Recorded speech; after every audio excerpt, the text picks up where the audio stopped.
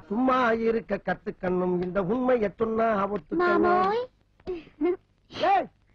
என்னடி எப்ப 8 மணிக்கு வேலைக்கு போற நீங்க 9 மணிக்கு போற காலகாலத்துல வேலைக்கு போனுங்கிற அறிவில்லை உனக்கு?